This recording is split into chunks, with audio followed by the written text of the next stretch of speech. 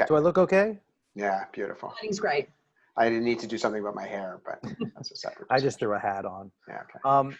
Okay, so here's in a nutshell what we do. In our main sanctuary, we have 3 cameras. Okay, Yep. one in the back, one on the right-hand side, one on the left-hand side. They're PTZ cameras. Yep, that's what we're Okay. specing. Yep. Okay. And we have a Panasonic version, 2 different Panasonics, one sort of just below professional quality, not like sub broadcast level, and then one lower end than that. I could tell you the specs that we were looking at if you want. But we, the ones we have there are Panasonic, and I'm located in the control room, away from the sanctuary, where all of the cameras are routed. 3 cameras from our main sanctuary, and 2 cameras in a separate setup in our Bethel Chapel, which is directly next to our main sanctuary. You've been to Temple Emanu-El before in New York? No. Okay. Have you, Deanna? It's gigantic. So right now we have 3. I want to add 2 or 3 more. Just because my training is in videography and photography. So from the minute I sat down for the first time at Temple Emanu-El, I wanted to put on a show. I use a lot of moving cameras. I use a lot of different shots, particularly during songs when the choir's singing. I try to get the stained glass windows. I try to get the top of the bema, any kind of artwork, because there's a lot of great artwork. And you can find it in any temple. You can find good shots. But I essentially, for now, it's 3 cameras. I get a sound feed from, we have a separate sound company that handles our Sound Associates. I get a sound feed from them. I'm kind of limited on how I can control it, but I do have I basically just have a volume control. Bring it up, bring it down, depending on how loud the cantor's singing and how soft the rabbi's speaking, blah, blah, blah. You get it. And I control it there. I put it together. It goes to our encoder, and it goes out to the internet and goes out to our recording devices. But I control which I have a preview and program, so I know I set up my shot beforehand, and then so I can go to the next one, seamlessly and just keep it going. But before I ramble too much, and you integrate the sound and any static visuals or documents that you want to. Right. What I do is I have I keep a laptop computer with graphics and everything else on it, and anything you want to add, you in my I have that's my next point is I have a mixing what am I trying to say, a camera like a camera switcher, and you have different inputs. We have I think there's about six camera inputs, additional inputs for computer graphics, whatever's making your graphics, your titles, your slates, whatever. You have inputs for that. So that's what I did. We have a laptop with all of that in it. So pre-service, I could run a video. I could run keep a slate up, whatever it is. And then I put those in. Key in a lower third, key in a little logo on the bottom. Yep. If I'm slowing down, it's because I apologize. It's my 3rd meeting today, so I'm trying to keep everything together here. But essentially, the main thing is going to be your camera switcher and your remote control board for controlling the shots, and just have your my strategy is always have a safety shot available. Always have a wide shot. You can see everything available, so you can get more creative with the other 2 shots. Whichever that may be, you'll develop whoever the technician is will develop his style. You know what I mean? But that's the basics. You want to be able to control the cameras and be able to switch them and have a central place, an encoder that's sending it out, whatever streaming company you use. Just make sure whatever the final feed is, whatever your final program feed is, has sound and picture, and you can send it out. And What streaming company do you use in-house? I use StreamSpot. Which I had some not big problems, but I just thought they were a little limited at first, but they've been impressing me lately. The other one I've used before is Livstream.com. Mm-hmm. They also have a lot more bells and whistles, and I've been kind of interested in a lot of the developments they've done. Because the whole reason I went to StreamSpot was because Livestream upset me. And now the opposite's happening. Now I've been sort of looking at Livestream just to see, when we go back, what other things could I do there that I can't do with StreamSpot, Yeah. But it's worth investigating both. You'll see which one fits your needs better. Well, StreamSpot, those two are the names for a reason. yeah, StreamSpot is solid. It works. You can overflow to One sec. YouTube and Yeah, like in all my research, all roads went back to both of those two. yeah. I've got the complaints I have with StreamSpot are not about its reliability. It's about more like, just they were a little more limited in certain things, but it's solid. You can get stuff to Facebook. You can get stuff to YouTube, Vimeo, whatever your platforms are, and obviously to your website. And it's very simple to make additional players. Like if you have a group comes in that's doing an event and they want to have their logo behind, the player. Well, you just create an additional player that doesn't go to your website, but you give them a separate embed code and it goes to there and they can do whatever they want with it. So there's options to on there. Can I just back up a half a step? Sure. Because all of this is like super helpful in terms of how we would want to produce it and what kind of software. And this is,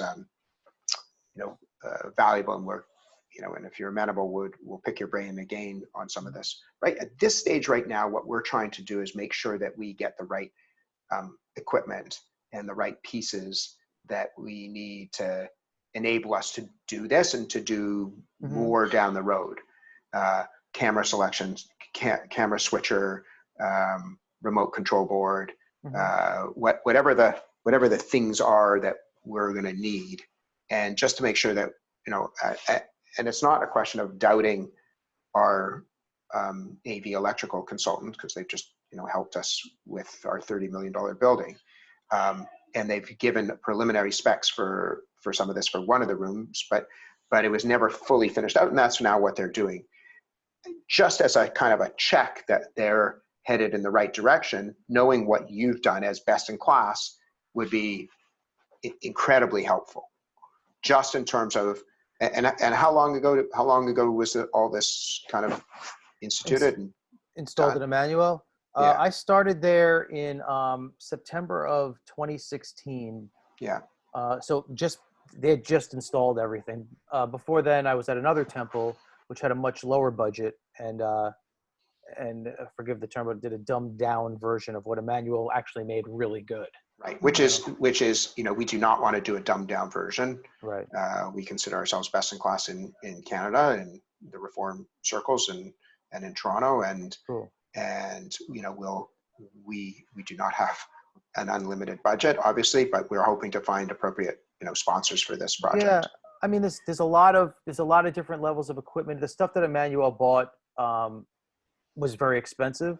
Some of it I like it, some of it I don't. The Panasonic stuff is, the camera switcher they bought is not my favorite, but I work with it. I make it work.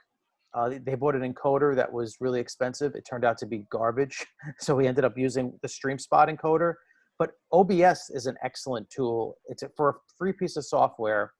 I'm amazed with how far they've come with it. So that's a software encoder. But StreamSpot has their own equipment they can give you, as does Livstream.com. Deanna, have we had that discussion with StreamSpot at all, or? Well, I've looked into both of those. They are not cheap, but they're the top of the pile for a reason. StreamSpot and Livestream. Zoom does a job. It gets us live. It's nowhere near the realm, but they're using Zoom in their home spaces. Right. I mean, what we're doing now. In the building. We're not talking about what we're doing now. We're talking about what we want to do when we're back in the building or partially back in the building. So if I had a genie granting me live stream wishes, yeah, I would do either StreamSpot or Livestream for sure. And that will get you from the encoder out, or. Well, Once we wouldn't need an OBS on top of them. Yeah, what StreamSpot would do, like StreamSpot offers, they have a hardware encoder called the StreamSpot 1, which we use at the temple, and it works good. You know, you just, you know, you hit go. It takes about 40 seconds for it all to connect. So I usually start a little early, but it's reliable, and you just put all your settings into StreamSpot, meaning like what time you want to start, the title of your event, if you want it to go to Facebook or not, if you want it to be private, you could the opportunity is there to put a password protected stream. I do that for a lot of bar mitzvah families. If you want to send it to YouTube, whatever it is, all that stuff is available on StreamSpot. That's basic. Like I was saying before, livestream.com is more bells and whistles, but you're finished. Whatever the end line is, like if you think about all the elements that you got coming together into your production, into your camera switcher, whatever the out is on your camera switcher and your sound is going to ultimately come out in an SDI connection. Okay.